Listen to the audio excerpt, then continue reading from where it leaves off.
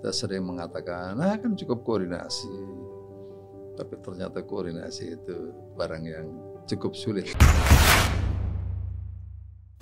Sekali lagi komunikasi itu nggak jauh dari asumsi. Karena kalau orang nggak komunikasi, basically akan lebih banyak lagi asumsi. Asumsi dan persepsi. Asumsi dan persepsi.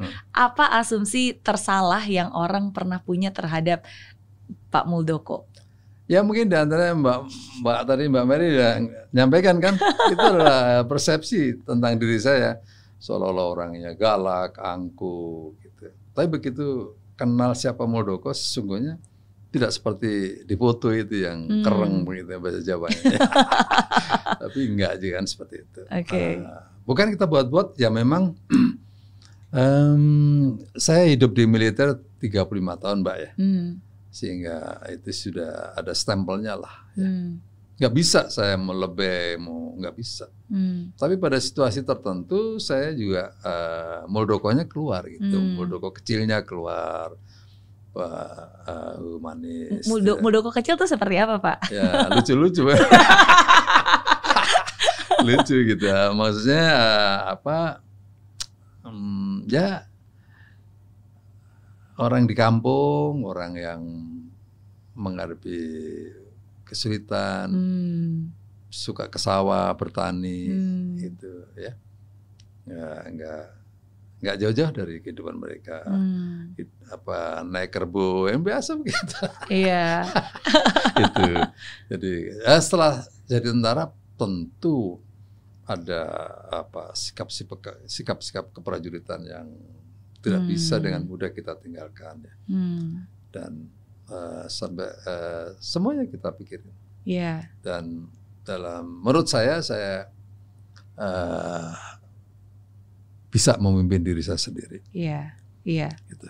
Karena saya bisa menurunkan ego saya sendiri gitu. Walaupun saya seorang komandan, panglima, pemimpin, tapi saya masih sangat komit dengan waktu, saya komit dengan ucapan saya komit dengan janji saya komit dengan itu hal-hal yang menjadi contoh bagi prajurit saya. Betul, karena ya seperti saya bilang, yang tadi Pak Muldoko juga udah sebutkan ya, kemampuan untuk bisa mengendalikan ego itu sangat penting, karena seringkali ego itu yang membunuh rejeki. Ego itu yang membunuh potensi diri gitu. Persis. Oke. Dan gak pernah nyangka loh bahwa ternyata seorang Pak Muldoko juga pernah main film. Oh. Ya, itu kenapa saya kemarin terima itu ya. Saya main di Woko Channel ya. Iya. Karena yang pertama saya mengingat kembali ya, mengingat kembali kehidupan saya yang dulu seperti apa gitu. Sebagai petani. Sebagai petani, terus ketemu teman-teman gitu. Itu saya pikir momentum yang sangat membanggakan ya, membahagiakan. Dan memang waktu itu salah satu kunjungan ketika waktu itu berkunjung ke desa ya, kan memang benar-benar bertemu dengan sahabat lama. Teman saya di Langgar, Langgar itu disuruh. Ya, teman tidur saya disuruh, betul sungguh itu. Mereka itu waktu kecil tidur dengan beberapa teman yang lain suruhnya kecil nggak paling 2 kali ini gitu suruhnya. Iya. Gitu. Tapi betul kita tidur situ tanpa ada alas tikar, tanpa ada bantal, betul-betul itu di lantai. Itu bertahun-tahun saya tinggal di situ. Jadi kalau urusan hidup susah sih udah nggak usah cerita lagi lah itu udah tamat itu. Udah jadi teman baik ya. Iya, teman baik. Karena dari situlah sosok Muldoko dibangun sampai hari ini. Betul. Dan waktu saya panglima saya ke Henan melihat satu padepokan untuk Shaolin ya. Waktu itu saya pakai pakaian tebal gitu.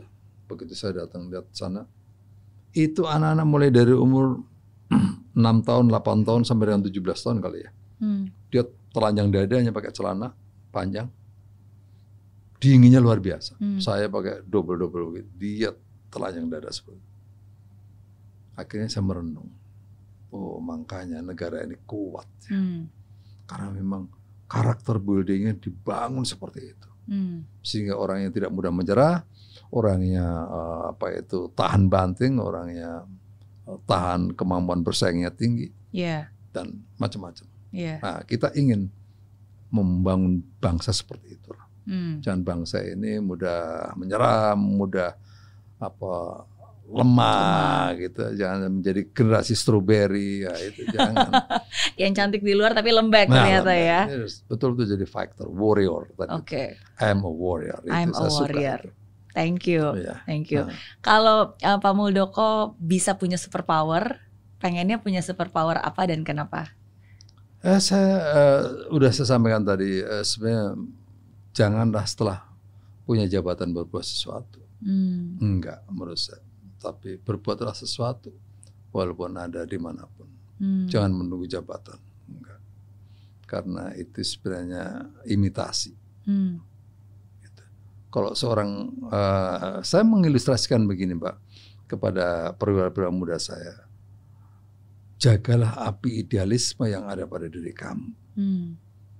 Pada saat kalian di bawah melihat di atas, saya akan berbuat nanti setelah di atas. Tapi begitu dikasih Tuhan, duduk di atas ternyata lebih jelek dari komandan yang sebelumnya.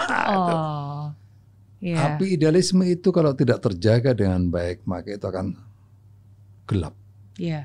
Kalau kita hidup di kegelapan, maka tidak ada yang melihat.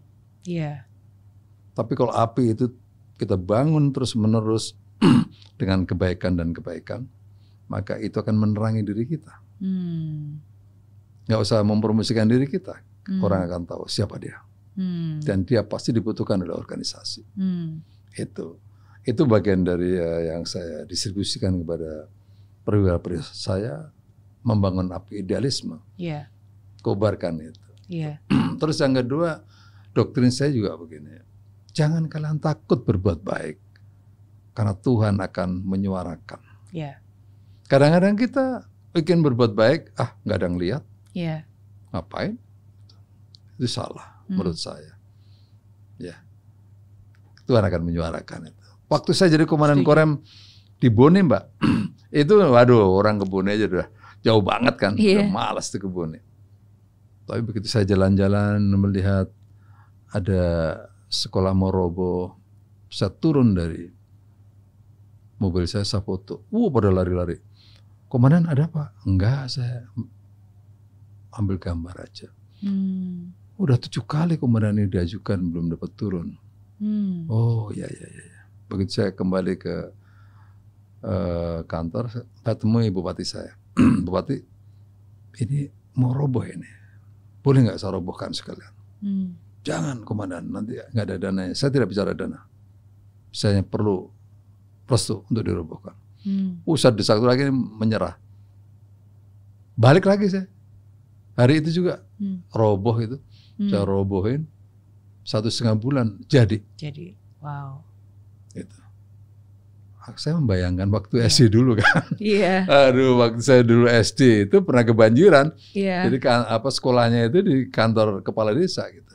Nah, itu salah satu yang ingin saya lakukan. Berikutnya ada orang kesulitan air di bawah, tapi di atas gunung itu airnya melimpah. Apa yang saya lakukan? Saya cari teman pokoknya, mendatangkan pipa itu dari Jakarta. Itu 6 kilo Mbak. Saya bangun kira-kira 3 bulan lah. Bangun pokoknya gimana caranya harus bisa. Nah, saya keburu pindah ke Jakarta. Itu baru diresmikan oleh bupati. Telepon saya, komandan, ini mau kita resmikan akhirnya yang dibangun komandan. Ini masyarakat pengen bicara. Itu nangis Mbak, itu masyarakatnya bagaimana menikmati air itu. Betul. Sampai menangis begitu. Nah, kalau saya waktu itu hanya berpikir saya berbuat sesuatu, kalau ada yang melihat, hanya ada yang ingin melihat, maka mungkin saya nggak bisa dibintang waktu itu. Jadi saya 6 bulan udah dapat bintang dari sana. Nah, itu kan Tuhan yang menyuarakan kan begitu. Nah, itulah kira-kira janganlah kita takut berbuat baik. karena Tuhan akan menyuarakan. Nah, Setuju, karena apapun juga yang kita lakukan itu semua diperhitungkan ya. Kan Tuhan juga pasti akan melihat, Tuhan juga yang akan membalas. Iya. Gitu. Ya, memang saya setuju sih kalau di bukunya Pak Muldoko kan about making a difference. Tapi sebelum make a difference ya harus move dulu. Of course. Iya kan, kalau nggak bergerak ya gimana bisa buat perubahan? Iya. Ya kan. Dan sedangkan untuk bergerak kan dibutuhkan keberanian, Yep. resiko. Belum Persis. tentu berhasil, tapi Iya. kalau nggak gerak ya udah pasti nggak berhasil. Ya. Iya. Move. Oke. Move. Oke. Ya tadi tuh contohnya nyata. Bongkar dulu. Bongkar dulu. Iya. Iya. Move. Gitu. Move. Iya. Cari pipanya dulu. Pokoknya jalan dulu. Banyak hal yang lain ya. Bagaimana ilustrasi tentang move itu ya. Iya. Kadang-kadang kita duduk pada suatu tempat di office yang baru, jabatan baru, duduk sudah merasa bahwa organisasi ini efektif, sehingga akhirnya tidak berubah sesuatu. Tuh. Kalau saya enggak, kalau saya duduk di sebuah tempat, saya berjanji kepada diri saya, ini organisasi tidak efektif. Gitu. Nah, karena saya sudah punya tekad begitu, saya melakukan sesuatu. Ya. Pasti banyak berubah kalau saya jadi komandan. Pasti. Itu. Dimanapun. Makanya sekarang di KSP pun juga sangat cocok ya, karena kan kehadiran Pak Muldoko ini mengurai bottleneck yang ada. Iya. Di kantor dimanapun itu. Okay. Itu bagian dari tugas yang tidak mudah ya. Iya. Kita sering mengatakan, kan cukup koordinasi, tapi ternyata koordinasi itu barang yang cukup sulit untuk. Karena apapun yang berhubungan dengan manusia pasti banyak faktornya, banyak uncertainty, banyak yang di luar kendali. Di luar kendali, dan di situ perlu kekuatan. Betul. Kekuatan apa? Kadang-kadang kita udah menyerah duluan, berarti kita orang yang lembek, kita perlu kekuatan untuk menggerakkan orang lain. Oke.